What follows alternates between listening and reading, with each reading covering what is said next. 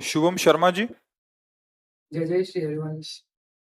महाराज जी, आपके चरणों में दंडवत प्रणाम। जिस प्रकार पूज्य महाराज श्री आपका जीवन प्रारंभ से ही वैराग्य भगवत प्राप्ति का रहा है, इस मार्ग को पाने की नींव मजबूत होती गई। लेकिन हम जैसे आदम संसारिक ग्रस्त मनुष्य, जिनकी परमार्थ की नींव माया ने खोखली कर दिया, वो परम प्रभु की याद या उनकी प्राप्ति कैसे कर सकते हैं इस माया के घिराव से बचकर?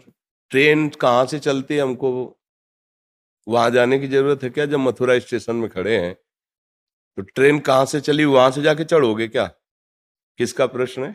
तो समझिए आप, अगर ट्रेन मथुरा आ गई है और हमें जाना है जहां, तो कहाँ से चली मैं उसकी खोज नहीं करता हूँ, वहीं हम सवार हो जाते हैं जहां से हमें ट्रेन मिलती है।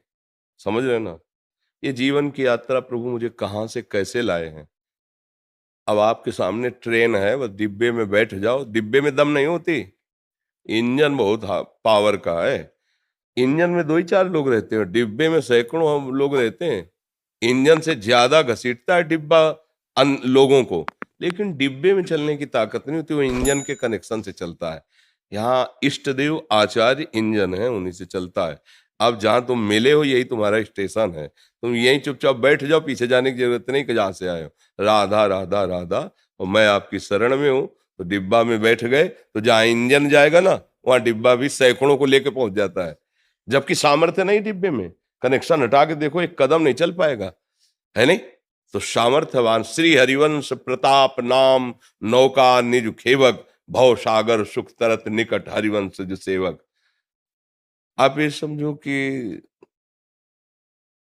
जितनी कसाई हुई है ना, वो आप लोगों के लिए तो हुई है। जितनी कसा गया है, क्योंकि सैकड़ों को घसीट के चलना है। तो तुम्हारे अगर पुर्जा, अब डूबने वाला तो डूब रहा है, बचाने के लिए आप गए और आपने संभाला नहीं अपने आप को, कूद गए, तो पहले तुम मरोगे फिर वो मरेगा। समझ रहे हो ना? क्योंकि डूबने वाला पहले तुम्हें डुबा के सांस लेना चाहेगा। उसको भी बचाओ और अपने को भी बचा सको, तब इस मार्ग में निकाला जाता है। भगवान अपने पार्षद को निकालते हैं, नहीं तो माया ऐसी थोड़ी है डूबने वाले को निकालो पहले तुम्हें डुबोएगी।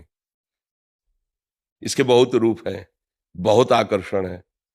तो बहुत जला के भून के तैयार करके तब एक पार्षद भगवान जैसे तैयार करते हैं। अब वो जितनी क्षमता भगवान ने दी, लाखों को, करोड़ों को, विश्व को, या 10 को, 20 को, गांव को, नगर को, वो भगवान की।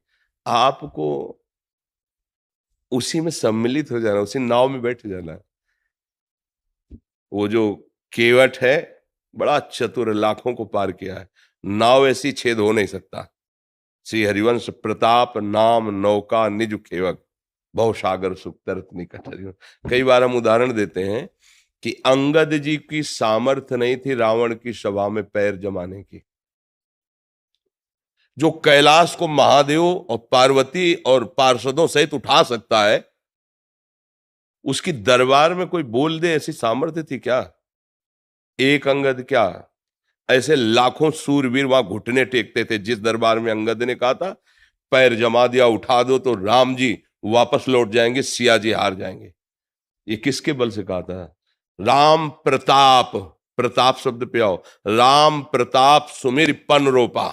पूछा नहीं भगवान से कि मैं प्रण लेने वाला हूं, सीधे भगवान का स्मरण करके कहा कि सभा में पैर जमाता हूं। अरे अहंकारी, तू अगर समझता है राम जी मनुष्य तो मैं उनका एक छोटा सा दास हूं, मेरे मेरे पैर को उठा दे, सिया जी हार जाएंगे, राम जी वापस चले जाएंगे। उठा तो एक एक वीर तो हिला ही नहीं सका, 10-10 हजार वीर चरण अचल।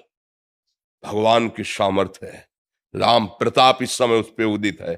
कोई किसी रावण झुका तो मारा ऐसे, हट, राम के चरण पर तब बचेगा, मेरे चरणों पर से नहीं।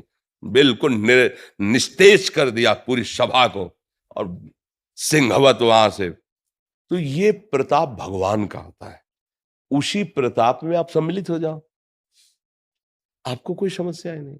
जैसे जो शास्त्रों को पढ़ा गया, जो सुना गया, जो साधना की गई, उससे बात समझ में आई। ए भाई, तुम अंदर से भगवान की शरणागति, हे नाथ मैं आपका हूं, और जब राधा राधा, राधा वल्लभ श्री हरिवंश, राधा वल्लभ, खत्म खेल, वहीं पहुंच जाओगे।